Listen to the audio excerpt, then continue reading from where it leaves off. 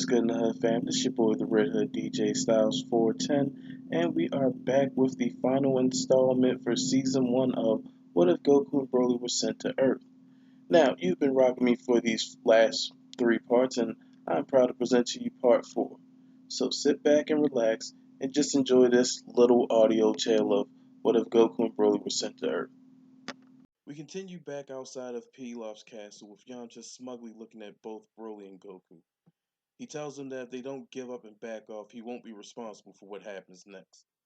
He then reminds them of the beating they took before, and this taunting begins to anger Goku.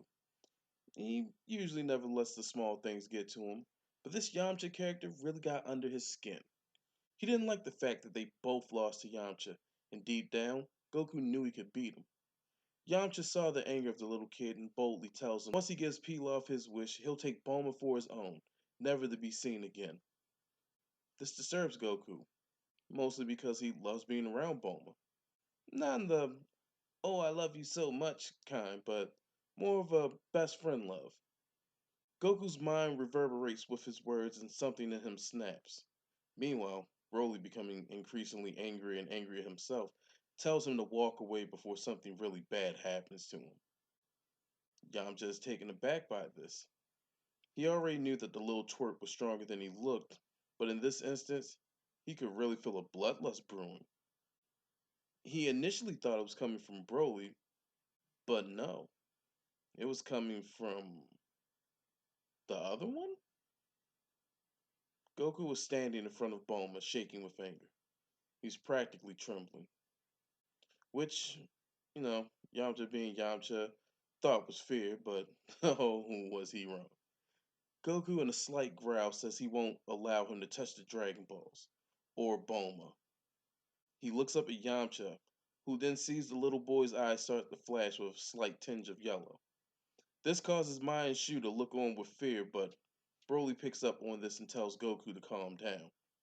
He still remembers that night of the full moon all those years ago. The terror, the rage, the fear. Broly remembered all of it. And even though he knew this Goku couldn't change anymore, he still didn't want to risk it. You see, over the years, the boys would have short outbursts when they were training. Sometimes it get too serious. Someone punches you in the face and take it a little too personally, but you should have blocked. Excuse me. You should have blocked or dodged, but that's neither here nor there, or actually probably is here and there. But I digress. Grandpa Gohan would always have to act quickly because he refused to have another incident like last time. And it's usually thanks to Gohan's swift actions that he would incapacitate the boys before any serious damage could be done. But he wasn't here now, and Broly was becoming very, very, very worried. Goku's anger was swelling. Broly could practically taste it. Bulma also noticed a change in Goku's demeanor and was starting to become worried herself. She's never seen Goku angry, and to see him like this, she was completely shaken by the look of rage on his face. Goku finds himself alone in his head, walking around in a literal haze. He walked calling out for Broly and Bulma, but he got no response from either one of them. As he was walking around, he starts to hear a rumble. It's slow at first, but then the pace picks up. The way the pattern is going is it's almost like something big is running. Goku goes to grab his power pole, but it's not there. Regardless, he still forms a fighting stance, but then it stops. There's silence for a few minutes as Goku looks around, trying to see things in the strange mist-like atmosphere. But then he heard the roar of something big, something primal. It's very wrathful. Next, there was an ear-piercing scream that came from nowhere and everywhere. As he covered his ears and drops to his knees, he struggled to shut out the screaming. But then he's grabbed up by his internal Zaru. Goku is fearful at first, but then he looks on at it almost with a sort of familiarity. He knew this. It was strange, but it was still familiar. He couldn't put his finger on it. Inside the giant monkey's embrace, he He starts to feel all the anger that he tries to ignore and hold down, but it's starting to bubble to the surface. The giant monkey roars in his face as Goku feels himself sink further and further inside of it, surrendering to its all-powerful might and its blinding rage. In the real world, Goku hair starts to bristle. His small body started to get more muscle mass, and in an instant, he rushed towards Mai and Shu, knocking their mech suits away and extends his power pole to send it crashing down on them both. Broly and Yamcha are completely startled and in shock. Puar then tells Yamcha that now's the time, as he transforms into a sword, with Yamcha grabbing him in midair, and then he rushes at a distracted Broly. He brings the sword down on Broly's head, but he's blocked by Bulma. Bulma is standing there between the two of them, wielding a pair of nunchucks, blocking the Puar sword. "Geez, lady, can't you be more careful?" Oolong screams. Bulma tells him to shut up and that he better put his training to use. She then goes at Yamcha, swinging like a novice, but due to Yamcha's nervousness, he just dodges Bulma. Oolong takes control for a split second, making himself strike Yamcha in the face. The Puar sword then makes itself swing back, with Yamcha struggling to keep it from accidentally hitting Bulma. In case you were wondering what exactly the hell is happening, during the journey, Bulma has been making Oolong train along with them in the mornings. She understood that Oolong's transformation strengths, durability, and timing were all directly correlated with his physical strength and stamina, so she had him trained so he could keep up his more useful transformations for longer than normal. This made Oolong's weapons transformations a lot more powerful. While having basic training with the boys, Bulma also inquired about weapons training since Goku always walked around with the power pole. Goku was a little reluctant at first because he viewed Bulma as a novice, and rightfully so, but she did catch on to things pretty quick. He eventually relented and told her the easiest thing he could show her how to use were nunchucks. Bulma was expecting the power pole, but she recognized that maybe she wasn't at that level yet and stuck with the nunchucks. She decided weapons because she knew she didn't have the raw physical strength the boys had, so she would fix that by using weapons to make up for it. Back in the present, Bulma is straining while blocking and yells at Broly for not paying attention. The young boy snaps out of it and punches Yamcha in the face, sending him into the ground holding his nose. Puar transforms back and goes to Yamcha. Broly thanks Bulma and tells her to hide and that he'll get Goku back to normal. Bulma says, "Hell no. This is her fight too, and she ain't letting anyone take anything of hers. They're in this fight together, and they're going to see it through to the very end. No questions asked." While this is going on, Yamcha tells Puar to turn into that, and then Puar turns into a three-section staff and falls into Yamcha's hands. With a yell, Yamcha runs back to Broly. Broly sees this and pushes Bulma out of the way as he dodges Yamcha's strikes. Yamcha does a series of twists and spins, trying to keep Broly from intercepting him. Broly can just dodge at the moment because he senses Goku losing himself more and more to his rage. Suddenly, Yamcha manages to wrap the staff around Broly's neck and throws him hard into the ground. Broly bounces up in the air from the impact, and Yamcha catches him with his wolf-fang fist. Shit.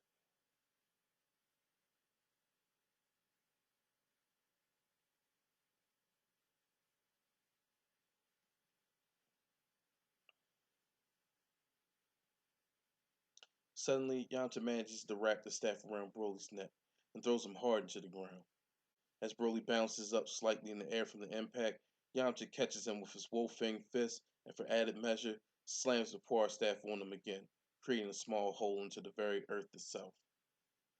Bulma is left in disbelief. She had no idea they could be beaten by anyone. Just how strong was this guy? And equally confused, Oolong yells at Bulma to get her head back in the game.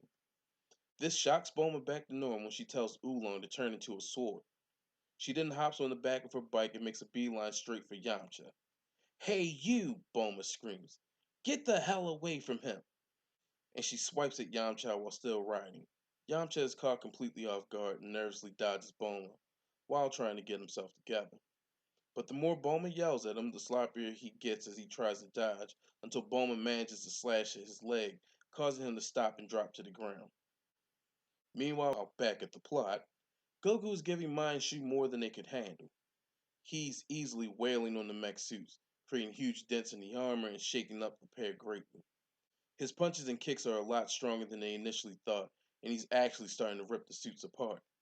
Mai gets on the radio and tells Pilaf they need to finish the mech properly. Pilaf sighs and tells her to be thankful he's such a hands-on tyrant. Mai tearfully thanks him and tells Shu to get ready to fuse. All of a sudden, there's a small explosion heard coming from the castle, and it looks like something was launched into the air. Then, without warning, there's an earthquake-like rumble felt on the battlefield as Emperor Pilaf now enters the fight with the third mech suit. He immediately goes to attack Goku. In his current state, while Goku is a lot stronger, he still can't beat three mech suits, and the Pilaf gang start to overwhelm him. Whenever he tries to beat one down, the other two are on top of him and beat him back down to the ground. Bulma is horrified, and as she goes to help Goku, Yamcha yells at her to stay away from him. Yamcha screams at Puar to help him, and Puar turns into a crutch just so he can be able to stand. He then hobbles his way to where Goku is, leaving Broly in the hole unconscious. Bulma speeds her way to the mech suits and attempts to shoot the suits with a machine gun, but they have no effect. She then tries her best to be a distraction, but they're not paying her any attention. Right now, their focus is on Goku and only the young Saiyan. Bulma gets the idea of using her bike as an explosive and charges right at Mai's suit at full speed. She stands on the seat as she holds her balance to keep the bike steady. She tells Oolong to turn into a bird to catch her. As she gets closer, she jumps backwards off the bike and into the awaiting arms of Oolong. The capsule bike crashes into Mai's leg, and the resulting explosion throws her off of Goku just enough to disrupt the flow of the fight. And Goku gets away to collect himself. Pilaf is angered by this. How dare this little heifer try to impede his wish? He's the Emperor, damn it, and he will be feared. Pilaf turns to face Bulma, who cowers at the sight of the robot suit's sudden focus on her location. He shoots a rocket at her, and Oolong drops her to barely dodge the rocket himself. The rocket speeds off to the location where Broly is and strikes not far from there, throwing his body from the hole. But this is unseen by Bulma and Oolong. She instantly thinks she's just got him killed and drops to her knees, tears beginning to build in her eyes. She flashed back through everything that they went through, the whole adventure, and then she sees Mr. Gohan and him asking her to keep his boys safe. No, she says silently to herself. She can't believe what she just seen. Mr. Gohan, I'm so sorry. I didn't keep my promise. She then lets out a long, painful, sorrowful scream. Her cries ring out through the whole battlefield and shake Oolong, Goku, and Yamcha to their very cores. This happens as Yamcha has just made it near Bulma, only to see the rocket fly and possibly kill Broly. He then wraps his leg in some cloth made from his shirt and runs as fast as he can to Bulma. Goku has heard Bulma too and stops dead in his tracks. Inside his mind, he starts to stir inside the Uzaru, gaining more control over it. Meanwhile, Bulma looks at Pilaf and screams, "Why, Broly? Why did you do that?" She stands now angry, crying and looking at Pilaf with hate in her eyes. You, you son of a bitch! Goku, help! God, these voices are terrible. Why haven't I gotten any better? Ah, that's right, they suck. Oh well. Goku completely wakes up inside of his Uzaru and takes temporary command of it, and is by Bulma's side in an instant, eyes still wild and yellow. He's growling and breathing heavily.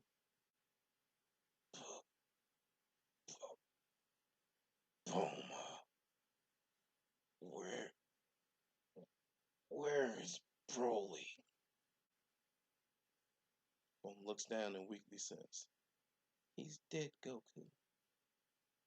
He did it, Bulma says, venom dripping from her voice. Goku, even under the influence of his grade 8, allows tears to swell in his eyes. His brother, his best friend, was dead. Goku starts to fall out the form as sadness overtakes his rage.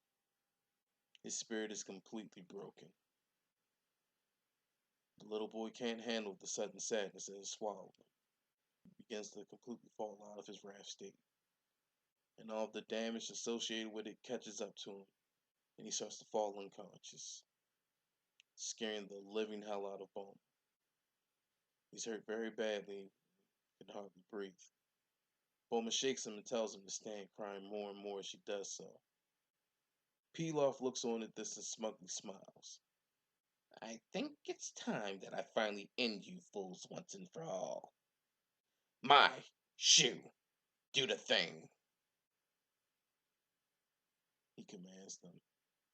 And they form the Pilaf Megazord. Just kidding. Pilaf takes aim again at Bulma, with Yamcha screaming that this wasn't a part of the deal. Bulma wasn't supposed to get hurt, and the boys weren't supposed to be killed, just beaten. Pilaf laughs maniacally. He then tells Yamcha that their deal was nothing more than a way to use him. He was never going to let any of them live. He then shoots a rocket at Yamcha, who manages to kick it away using his good leg. Pilaf is not amused and screams to stop dodging his missiles. They're not cheap, and he's going to blow someone up. He tells Shu to shoot at Yamcha so he can take care of the rest. He locks on to Bulma again and takes aim. He licks his lips as he lines up her and an unconscious Goku. Yamcha sees this and tries to stop him, but with his bad leg, he can only dodge the gunfire from the lower half of the giant mech. Now die! Pilaf yells as he shoots yet another missile at Bulma and Goku. Bulma closes her eyes and waits for the impact. When nothing happens for a couple of seconds, she opens her eyes to see Oolong transformed into a large ogre, trying to keep the missile from landing. He's holding it back with his bare hands, but just barely. The missile is pressing into his chest and he's struggling with keeping it from Bulma and Goku. He tells them to run and he'll hold it for as long as he can. Pilaf makes the afterburner kick in, pressing harder in the Oolong. Run, damn it! He screams. Bulma scoops up Goku and runs away. Mr. Gohan, Pervy Hermit, Chi-Chi, Ox King, Broly, for the love of God, someone help me! For the second time, her lone cries are heard all over the fighting. But this time, it finally catches the ears of a certain someone, making him instantly conscious and instantly very angry. Broly erupts from the rubble he was under, and with even more blinding speed than Goku, he arrives just in time to see Pilaf shoot the missile that Oolong was holding, blowing up the pig. The resulting shockwave hit Bulma and a severely weakened Goku, slamming them both into a tree and Yamcha into a stone wall. Broly is mortified. He runs up to his brother and friend, only to find them dead. The impact killed them both. They were all gone. Oolong, Bulma, and Goku. He holds both Goku and Bulma to his chest and sobs uncontrollably. Why did this happen? The Dragon Balls are just a myth. They're not magical. These thoughts ran through Broly's head. He didn't believe that the Dragon Balls really did anything. He just wanted an excuse to go exploring somewhere that wasn't Mount Paozu. They were just supposed to see new things, meet new people. And now, in the end, he's left holding the bodies of his new friend and his own brother. He can't believe this. How would he tell his grandpa? Could he tell his grandpa? His mind is in utter turmoil until he looks over at Pilaf, and his sadness is washed away with complete and total anger.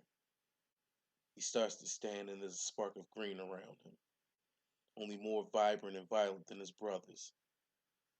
Broly's hair starts to rise and spike up as electricity begins to crackle around him in the green aura he was exuding. Inside his head, it's him and the Uzaru standing side by side. The Uzaru growls and looks at Broly, whose eyes have turned a sharp shade of yellow. He just stares forward, and in a voice like a great diamond, he says, "Get him. Destroy. Rampage." The internal Zoro roars, and at the same time in the real world, Broly's young body lets out a loud roar that makes the very air shake. This freaks out the Pilaf gang and makes them back off for a second. Broly takes this opportunity and runs at them as they collect themselves and open fire. He easily dodges the gunfire and simply swats the missiles out of the way. Pilaf makes Mai throw a punch.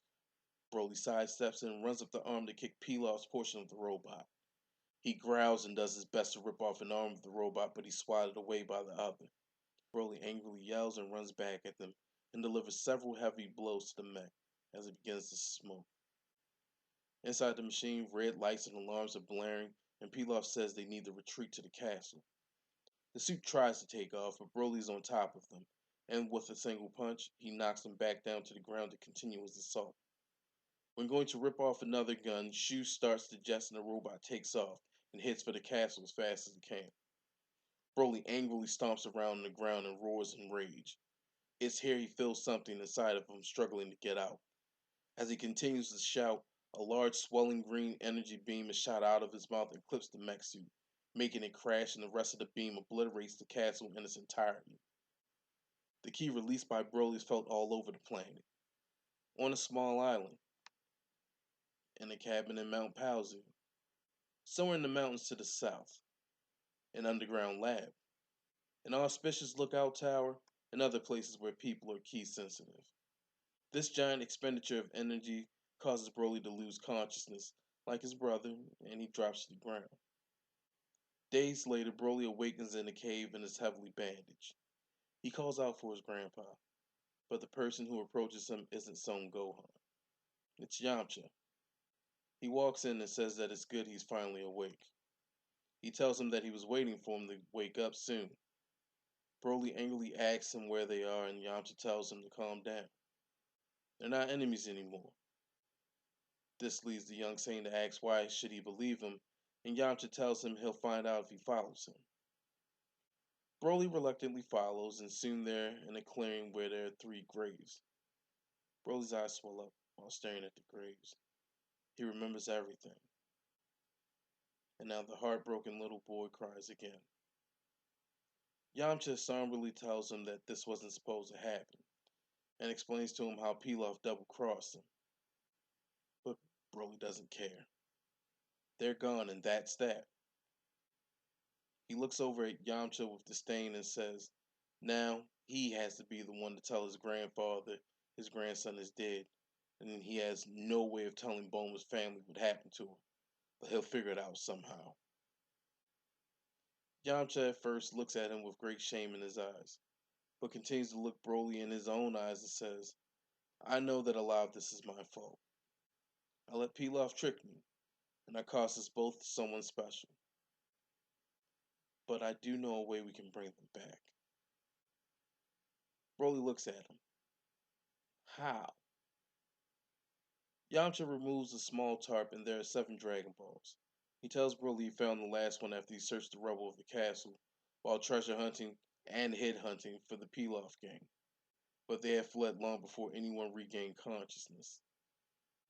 He says that they'll just simply summon the dragon and bring them back. This makes Broly think he's insane. The Dragon Balls don't work. None of that was real. But Yamcha says to have faith and starts to summon Shinron. At first there's nothing and Broly initially thinks he was right. But before he can say that, the sky darkens and there's a giant flash of light as a dragon flies from the 7 balls, wrapping itself among the very clouds and looms in the sky. He asks as usual who summoned him and tells them to make their wish. Broly thought he had seen it all up until now, but he's quite sure he's truly seen it all at this point. Yamcha nervously wishes to bring back Oolong, Bulma, and Goku, and the dragon tells them no, that it is beyond his power. It's 1 wish per summon, and Yamcha asks for 3. Yamcha looks defeated and asks how could they choose who to bring back and who not to. But it's here Poir gets an idea. Maybe they don't have to pick who they bring back if they word the wish differently. Broly catches on and asks Shinron if he could bring back everyone that was killed by Pilaf in this game. And the dragon does just that. The balls scatter and the sky brightens back up. Broly and Yamcha are just left still waiting. They were sort of expecting everyone to appear in front of them, but then the graves start to shift. Broly, Poir, and Yamcha all freak out and hold each other as the graves move slowly and slowly until out pops Goku, Bulma, and Oolong.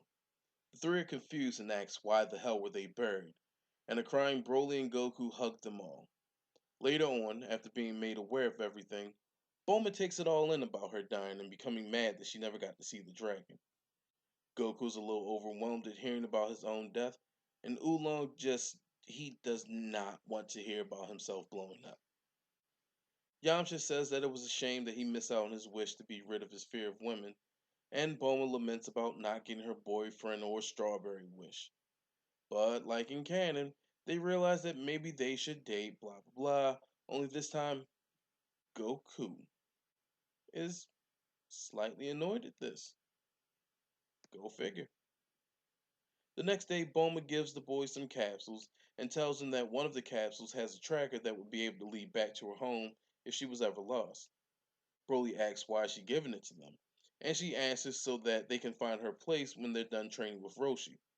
She also adds that they should, and will, come to visit. Bulma hugs the boys and tells them that she'll miss them. Yamcha shakes both their hands and Goku grips his hand a little too hard. Yamcha catches on and just stares at Goku. The two lock eyes and say nothing more as Yamcha turns around and walks back to the car with Bulma. This is noticed by Broly, but he says nothing. After helping Bulma and Yamcha pack for West City, they tell them they're returning to Gohan to tell him everything before going to train with Roshi. Bulma gulps at this and asks the boys to not tell him about the whole dying thing. The boys snicker and agree. With one last farewell, everybody's off on different directions to play out their parts in this new timeline. Thank you for rocking with me for Season 1 of OGDB. Stay tuned for Season 2 where the fights and the fun really start to pick up. This is the Red Hood DJ Styles 410, and like always, I'll let your boy.